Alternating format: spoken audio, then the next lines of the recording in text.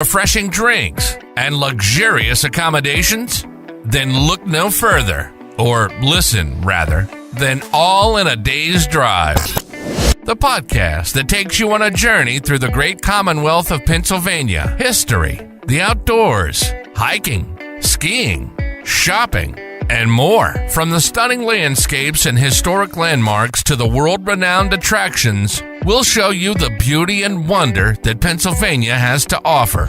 All of this and more in just one day's drive. What are you waiting for? Hop in the car and join us for an adventure you'll never forget. And now your host, Matthew Dowling, and today's guest on All in a Day's Drive.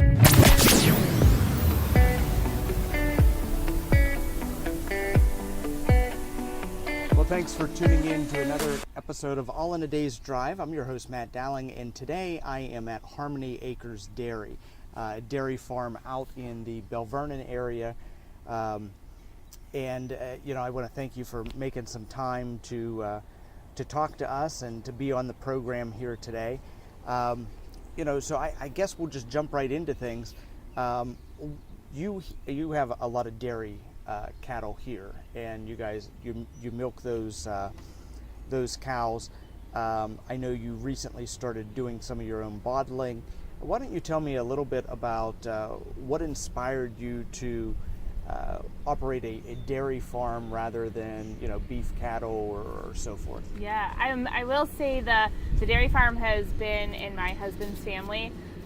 We've been here for 3 generations, so that's kind of been in our blood. That's what they've been doing for the majority of it. And I went to school for animal science. I didn't think I was going to be a dairy farmer, but here I am. Do you want to stop until the tractor goes by? No, it'll be okay. Okay.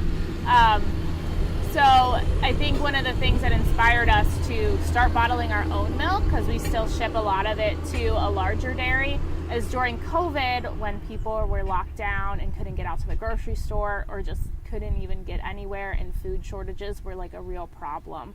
They drive by the farm and see the cows in the field and think that they could just get milk, or at that time we had a pretty large beef herd, just get beef from the farm.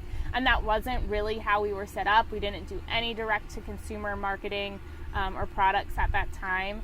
And we knew that we had milk, we had beef, we just needed a way to get it to our consumers. So that's what we started researching, the small micro bottling or micro dairy, we kind of call it, doing everything on a small scale because we were being asked and wanted to provide a more local product for a lot of our consumers and community. So there have been a lot of changes or adaptations in dairy farming. I know that some farms are blessed to have some machine assistance with milking the cows, but we have also seen changing laws about dairy products. And one of the things that comes to my mind, because when I was in the Pennsylvania House, I was adamant about working on it, was putting whole milk back in our public education, yes. in our school systems. So why don't you tell me a little bit about how you guys have adapted and changed with the times here at the farm? Yeah, I think whole milk in schools is a great initiative, and even bringing flavored milk back to schools, because we know the research has shown that when kids are drinking, even if it's flavored milk, they might be getting a little bit more sugar, but they're still getting all those 13 essential nutrients that milk provides. And so without that, they're choosing the sugary drinks anyway. So as much as we can do to keep whole milk in stores. And what makes us different is we do Creamline milk. So it is lightly pasteurized, non-homogenized, all the cream is left in, and with that you're keeping that full fat in there, and you're keeping a little bit of the sweetness in there. So it's a drink that our consumers are enjoying drinking milk again.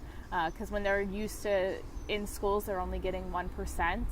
It's not a pleasant drinking experience, and so then they grow up not wanting to drink milk. So if we can give them a good, wholesome product that has all that nutrition in it, they're going to grow up drinking milk and some other dairy products. And I think that's so important to note, because at this point in time, we pretty much have an entire generation that wasn't brought up on milk. Yeah. And I still think of myself as young sometimes, but I've been out of high school for 20 plus years now. And I know that chocolate milk and strawberry milk were staples when I was in school, and was actually kind of thrown off to find out that those products were no longer offered. And I'm a red cap drinker myself. That if I'm going to drink milk, it has to be very cold whole milk. And I'm not a big fan with 1% or 2%. Yeah. But I think that's something to keep in mind. Now, you make some other products, or you send out your milk to make other products, and I understand you work with some people in the Latrobe area to make some cheese products from your milk. Is that correct? Pleasant Lane Farms in Latrobe has a beautiful creamery set up. They do a fantastic job at making cheese, so we're able to take our milk up there and they can make it into a few different cheese products. We've done a buffalo flavored cheddar, some mild and sharp cheddars. We do a quark, which is their specialty. It's a high protein cream cheese. It's a German soft cheese, and then we make those into spreads and dips and flavor them that way. And then we do cheese curds, which was something completely new to this area. I mean, Pleasant Lanes has done a great job of educating about what that is, and it's just a fresh piece of cheese that they add some flavorings to. So we do like buffalo, everything bagel, garlic.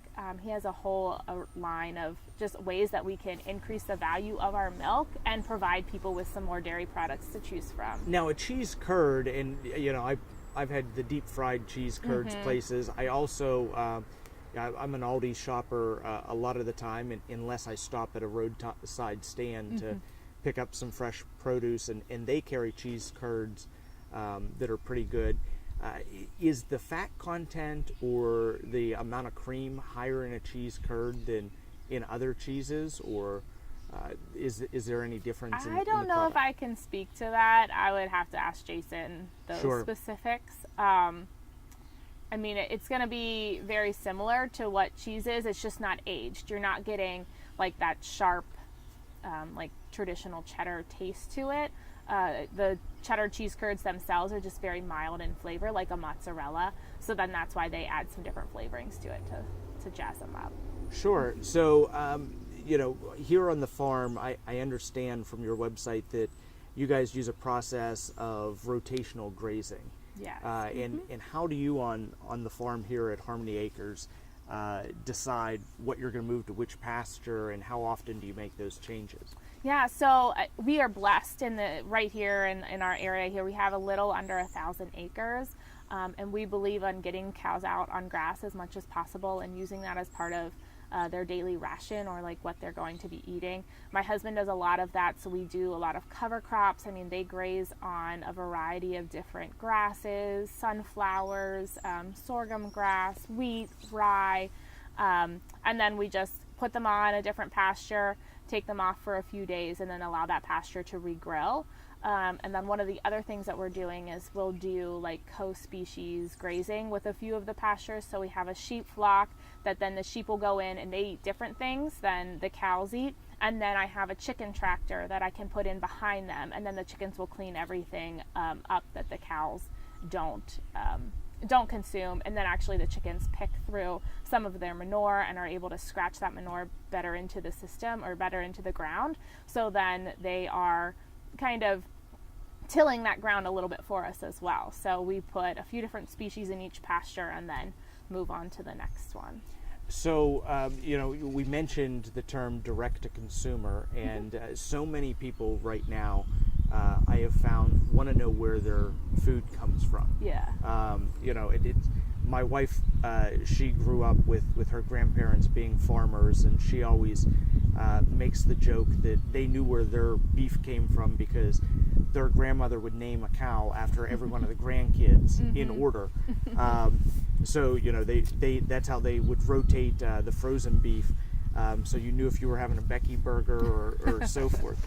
But people want to know where their food's coming from, and I think the farm culture is really something that people want to see. They want to learn about. A little bit of agritourism that is in there as well. If someone wants to come out and visit your farm or learn about your products, how can they set that up? And then also, I know you were just cleaning up from a farmer's market that you have here on property. So why don't you tell us a little bit about those items? Yeah, I think that was one of the things that really got us started, and we have this beautiful farm and we want to share it because we are providing food for consumers, and like you said, they should know where some of their food comes from. Right now we don't open up the farm fully to tours. I have done a few preschool, homeschool tours, just very small groups. I'm working with the Community Action in Fayette County to do a more of like agricultural hands-on camp for kids who are interested in ag. So that's one way you can come out and kind of get your hands, dirty, we'll say, and learn about farming. We do like you said, the market every Wednesday. So along with that market, we're also doing a Farm Kids Club. So from 5 to 6 every Wednesday, Hilton Farm and I are coming together to teach the next generation about agriculture. So it's open to all kids, it's free, and like this month for May was all about eggs, so it's like National Egg Month. Next month is June Dairy Month, so we'll be celebrating and learning all things about cows. So we really want to increase that education and like start young so that they are brought up that way. So that's one way they can come out. I do have some animals down here all the time, some lambs, goats, and a cow that they can come and pet, and the kids are able to feed them on Wednesdays and help me take care of them. And then they can come to the store. We're open Wednesdays and Fridays 3 to 6, and then Saturdays and Sundays 10 to 4. Answer any questions about agriculture. And there's cows in the barn here behind us too, so they can see those animals as well. Well, and I think you made a great point that, we have to raise the next generation of farmers to enter, and not just farmers, but even large animal vets. I know there's a huge shortage in the Commonwealth of Pennsylvania, and that's why the University of Pennsylvania has their Penn Vet program, which if you apply and you enter is completely free to you as the individual, as long as you agree to practice within the Commonwealth for a period of time. But it is so important to get the next generation educated and interested in farming. And one of the points that I always try to make as I visit farms or as I direct people to a farmer's market is the fact that really having sustainable food items readily available for us is even an issue of national security. Because we don't want to have to rely on other countries or other regions to supply us with our food. We even see with the war in Russia and the Ukraine, that's kind of the breadbasket of the world, and so we've seen grocery prices go up because of those things.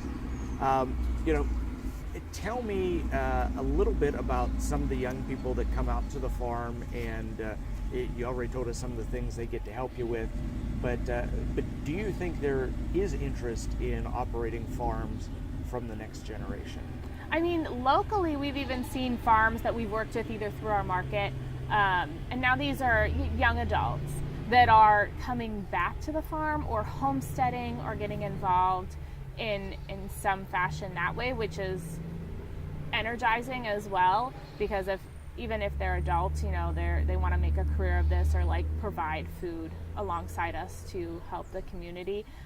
The kids always think that the animals are really awesome and they love helping, and that's really exciting to see that we're teaching them, milk doesn't just come from a grocery store, that it actually comes from a cow, and chocolate milk does not come from brown cows. We've had a huge number of kids come out to these Wednesday events, and we haven't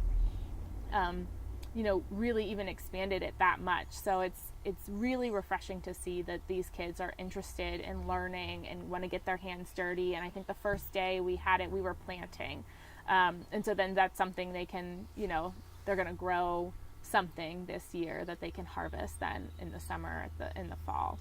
So let's talk a little bit about COVID-19, because 2020 kind of changed life for everyone. And I know that the outdoor space that are on farms was kind of a retreat for a lot of people because, social distancing was a thing.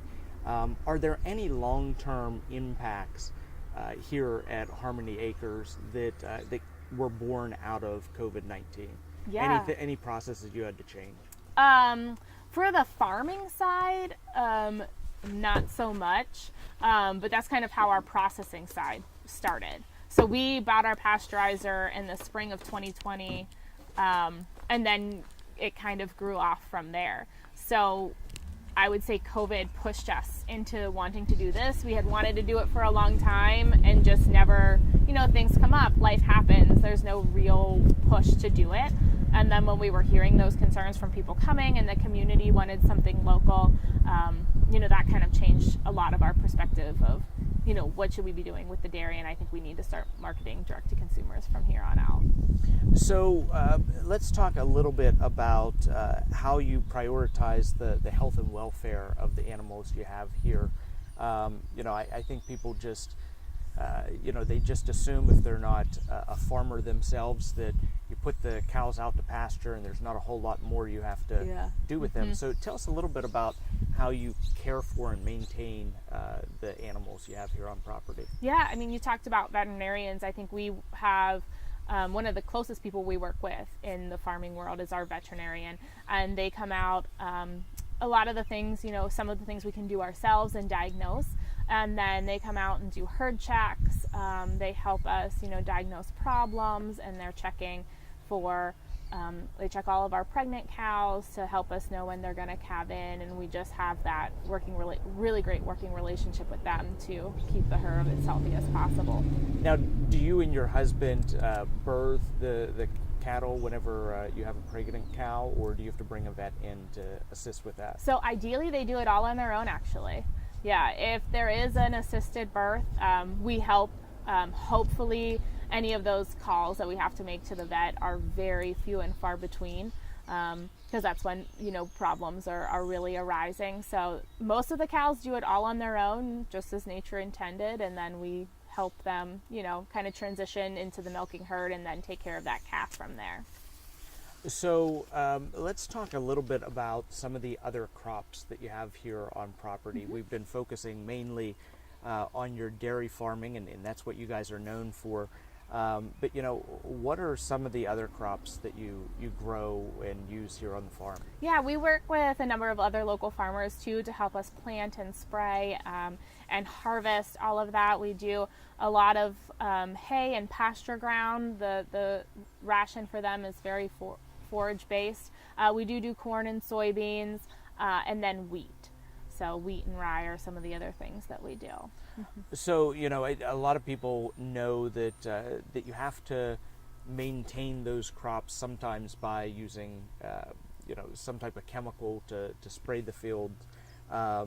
Even fertilizers have an impact of the quality of the crop. What are kind of your standards as far as using or not using chemicals? What do you avoid?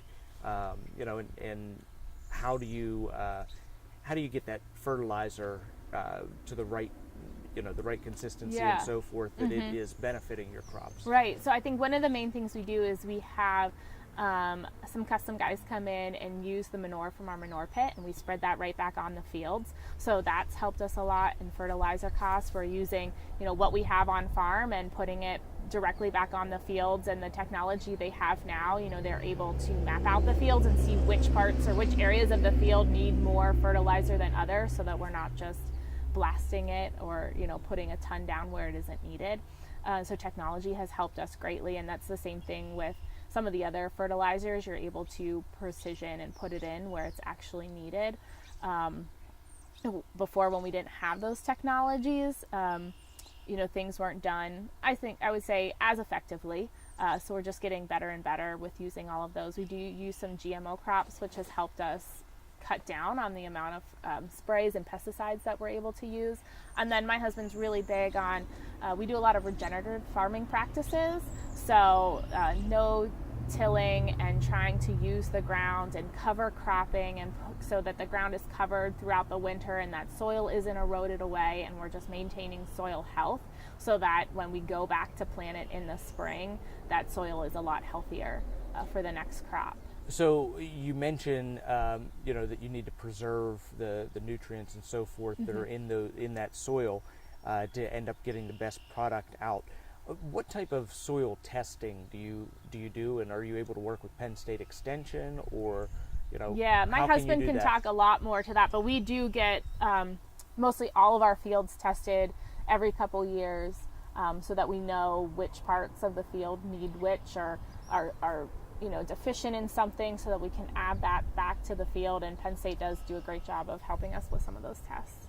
So I want to talk about pasteurization, and if I'm correct, old Louis Pasteur was the inventor of pasteurization. But for someone that's just a milk drinker, not a milk producer, I really don't even know if I understand the process of pasteurization. And then in reading about you guys, I noticed that you refer to lightly pasteurizing, and how is that process different from normal pasteurization, and what does the pasteurization do? Yeah, so there's a few different types. So there's like high temperature short time, where they take the milk up to a really high temperature for just a short period of time, and then bring it back down. And milk is a bodily secretion, so it's going to have it has bacteria in it, good and bad bacteria. So what you're trying to do with the pasteurization is kill some of those bad bacteria so that they don't make anybody sick. And what we do with ours is low temperature. So we take it up to the state minimum, which is like 145, 150 degrees, keep it there for 30 minutes, and then bring it back down and cool it, and then bottle it. So sometimes when you're doing that really high temperature, it's killing everything in there, and you're killing the good bacteria along with the bad. But when you take a little bit more time and do it at a lower temperature, then you're able to maintain a lot of that good bacteria that's really good for gut health.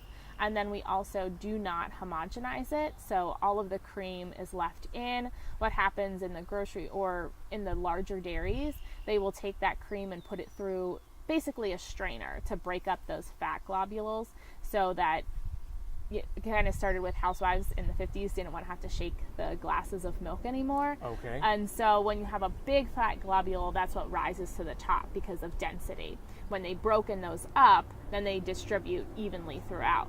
Sure. So we don't do that homogenization process. And what we found is that some people who thought they were allergic to dairy and dairy products could enjoy Creamline milk again because it's not as processed. So what can happen when you're when you're breaking up that fat is you're also denaturing proteins, and then that is what can cause you some stomach upset in a few cases.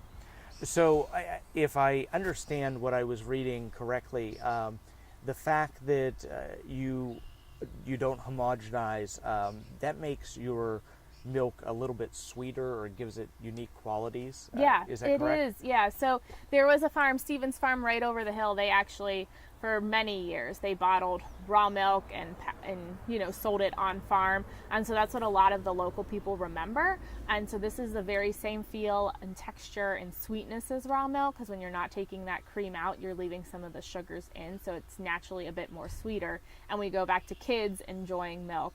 If you keep some of that cream and the sweetness in, they're going to enjoy it. So we've talked about the cheese, we've talked about the milk that you sell for drinking, but I understand you also recently started churning butter. We do, So yeah. tell us a little bit about that process and about your butter products. Mm-hmm. So we are just doing butter right now, just fresh churned butter. So it's all hand packed, lightly salted.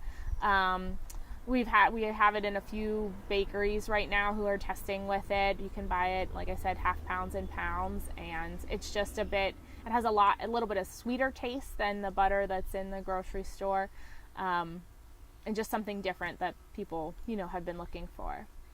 So we have to get our first break in here to recognize our sponsors, and so that we can hear a quick episode of Adventures with Kelly.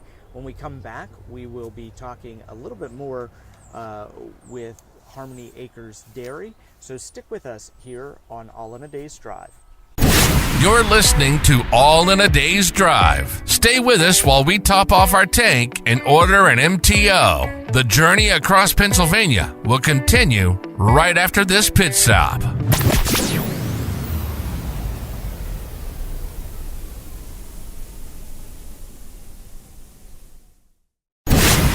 You're listening to All in a Day's Drive. And now, it's time for our special segment, Adventures with Kelly. Kelly is a woman with many hats. She's a wife, mother of 2, and a speech-language pathologist. Hailing from southwestern Pennsylvania, she moved away for a few years before returning home to start her family. And boy, did she explore the United States during that time. From sea to shining sea, Kelly's adventures were nothing short of spectacular.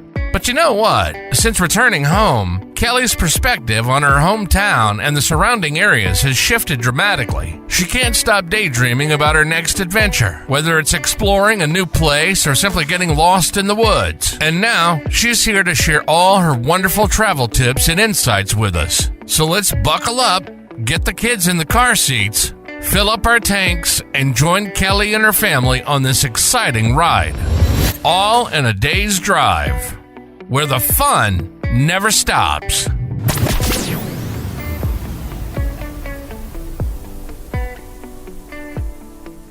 Hello, I'm Kelly of Adventures with Kelly, and you're listening to All in a Day's Drive. I'm a mom in southwestern Pennsylvania, and I like to get my family out and explore. And as the one who kind of takes on the travel planner role in my family, I figured I would share some of the things I learned along the way to help you plan your next adventure. So today I'll be discussing one of our latest adventures, which was just a short and sweet hike at Jamonville Christian Camp in Fayette County. One of the most popular hikes up there is the hike to the cross, the overlook, or if you've ever driven in the Uniontown area and looked up at the mountain and seen the white cross at the top of the mountain. You can hike up there and it's a beautiful view. But we wanted to try a different trail that we had never tried before. So down by where you typically park for the hike to the cross, there's a trailhead in the Kingwood area, and we wanted to try a trail down there. Just an FYI, there's no open bathroom facilities there that I'm aware of. But as you enter the Kingwood Trail area, there's a map on the right that you can check in and pick a trail. They're really well marked and color coded. You can also look online. The map is online if you want to plan your hike ahead of time, which is always a good idea. But we just happened to choose the Orange Trail, and my kids are under the age of 5, and I let my older, we have a baby, we were carrying the baby, but I let my older two hike on their own. And so I kind of wanted something short, roughly like 1 to 2 miles. And we attempted the Orange Trail, but they weren't having it that day. And that's okay, that happens quite a bit. I usually just kind of set my expectations low and see if they can surprise me. And it doesn't bother me because, you know, the important thing is that we're just outside together and they're learning. So what's nice about the Orange Trail is that even though we weren't able to go to the end of it, we were able to loop back by taking the Blue Trail to the Red Trail, down to Green Cathedral, and then loop back up toward our vehicle. So if you're new to hiking, the Orange Trail is definitely a hiking trail with rocks, and it was moss covered at times, and I think there were some stairs, like rock stairs down, and we went on a wet day, so it was a little slippery. So you just want to use some caution if you're starting out, if you're taking kids. But there's really some really neat rock formations on that first part of the Orange Trail. And then I was excited on the Blue Trail because I have a lot to learn about plants. I'm trying to learn, but I'm now spotting trillium, and it's springtime here, and I spotted my first painted trillium, which I hear is pretty rare. So I was excited about that. And on the Red Trail, we noticed some fitness equipment because there's actually a fit trail up there if you want an outdoor workout, which is kind of neat. So we headed toward Green Cathedral, which is a wonderful place to take a break and have snacks and let the kids run around and play and explore. It's just really peaceful and quiet. I really enjoyed up there. And then we just looped back up toward our vehicle on the main trail. And something to keep an eye out for on that main trail is a prayer labyrinth, which I really like. It's a spiral, and the idea is that you pray for, think about the things that you're thankful for on the way in, And as you spiral back out, you pray for others. So it's kind of neat, and the kids enjoy doing that too. And all in all, the distance was just a little over a mile, which was just perfect for us. We just wanted something short, and if you're looking for something short, or you're just starting out, or you're taking the kids, this is a good option. And like I said, there's lots more trails to explore up there, and you can hike to Jumonville Glen, you can play disc golf. There's a prayer trail up there, there's a playground, so there's lots of geocaches up there too if you're interested in that. So yeah, lots of things to check out Jumonville, and thanks for tuning in this week. You can find more information about some of our travels on my website, which is adventureswithkelly.com, and I spell Kelly Kelly. My Instagram is at adventureswkelly, and on my website there's links to my other social media like Facebook, Pinterest, YouTube. And if you're not on social media but you have email, you can sign up to receive emails that I send out occasionally. So thanks for tuning in. I hope you tune in next week for our next adventure. Bye-bye. Thanks for joining Kelly on this adventure here on All in a Day's Drive. You can learn more about Kelly and her adventures by visiting www.adventureswithkelly.com or connect with her on your favorite social media platforms. Today, we've been exploring the beauty and wonder of Pennsylvania. From the stunning landscapes to the historic landmarks and world-renowned attractions, Pennsylvania truly has it all. And the best part? You can see it all in just one day's drive. So let's buckle up and join us as we journey through this incredible state. From Philadelphia's Liberty Bell to the breathtaking vistas of the Pocono Mountains, we'll show you why Pennsylvania is a must-visit destination. And now, back to today's adventure here on All in a Day's Drive.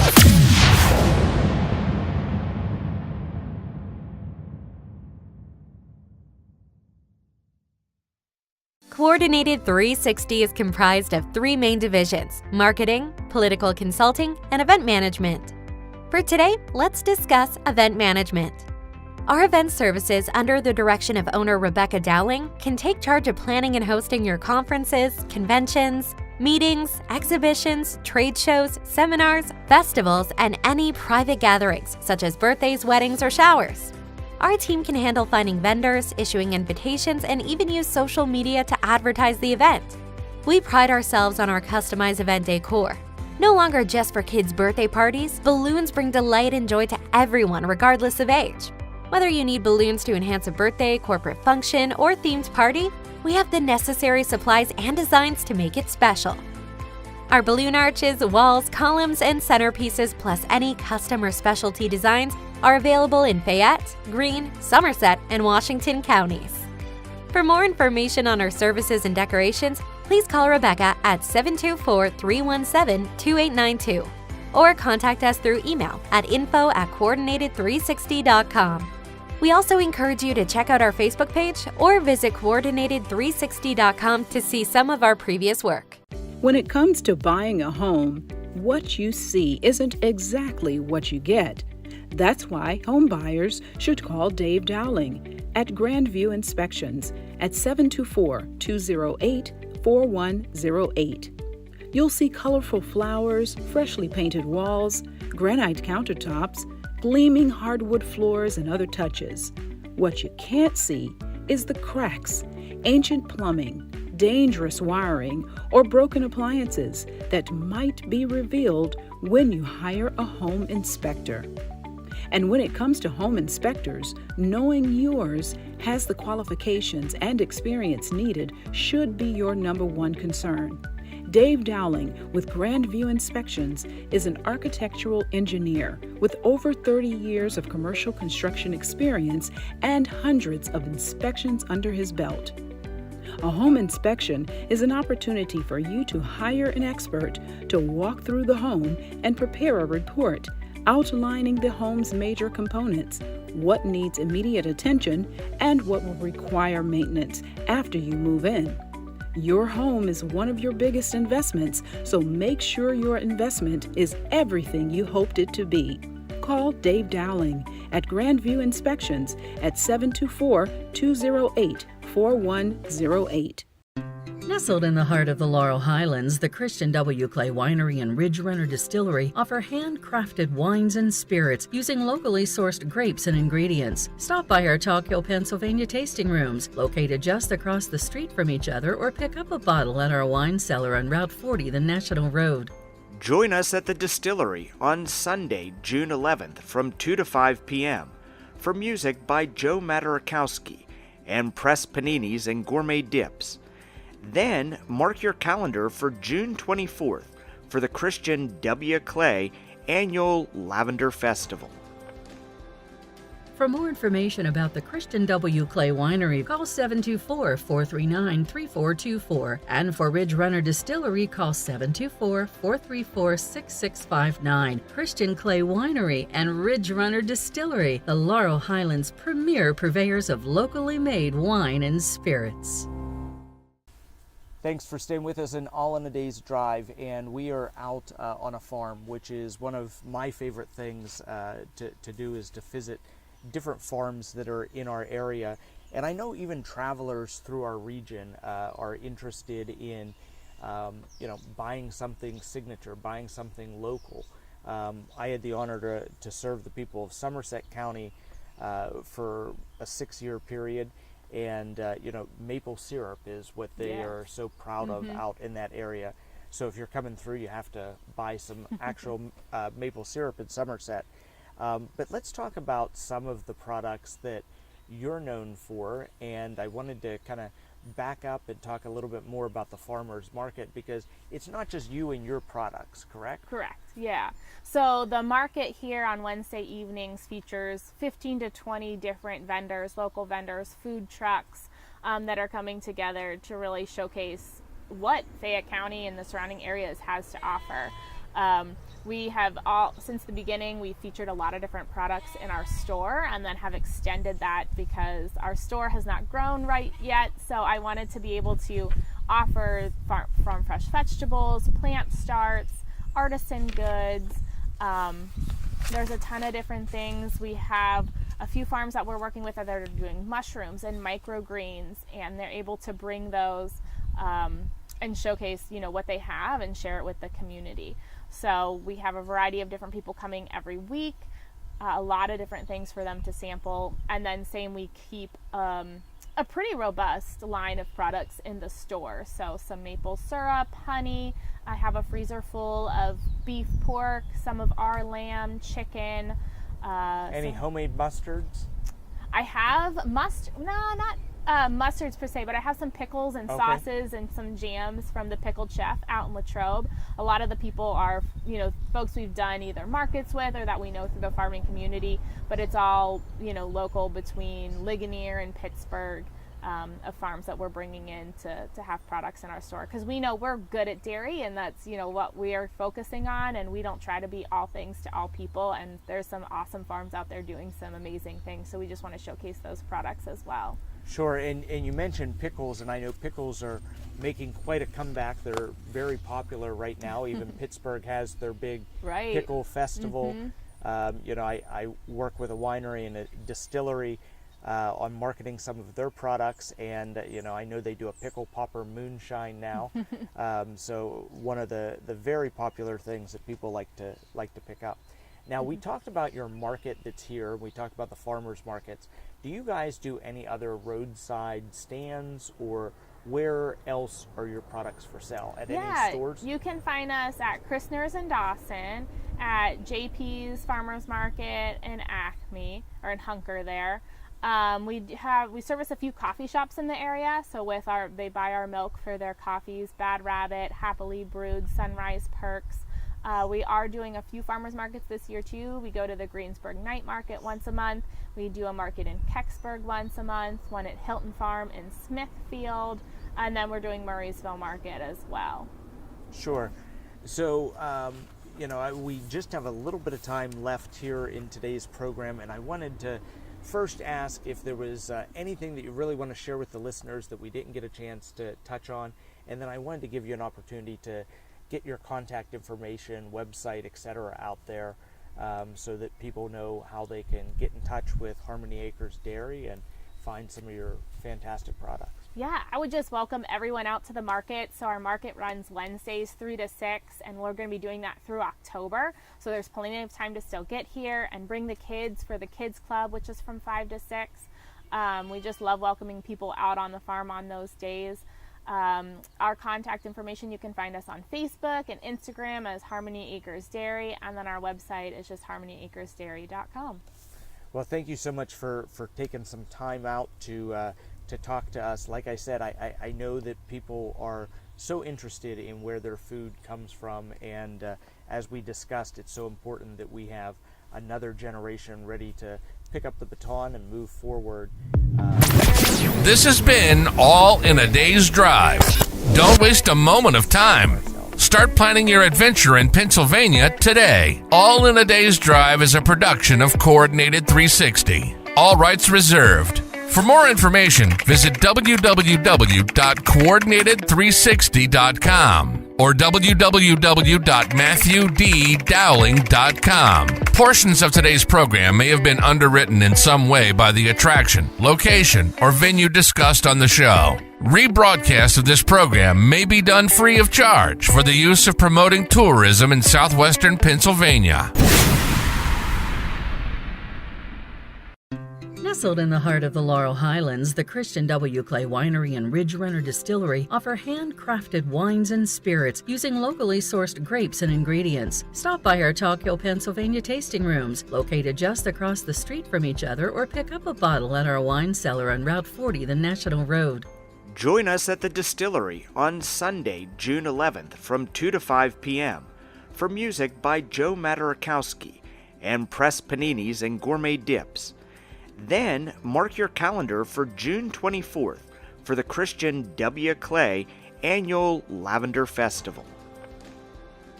For more information about the Christian W. Clay Winery, call 724-439-3424. And for Ridge Runner Distillery, call 724-434-6659. Christian Clay Winery and Ridge Runner Distillery, the Laurel Highlands' premier purveyors of locally made wine and spirits.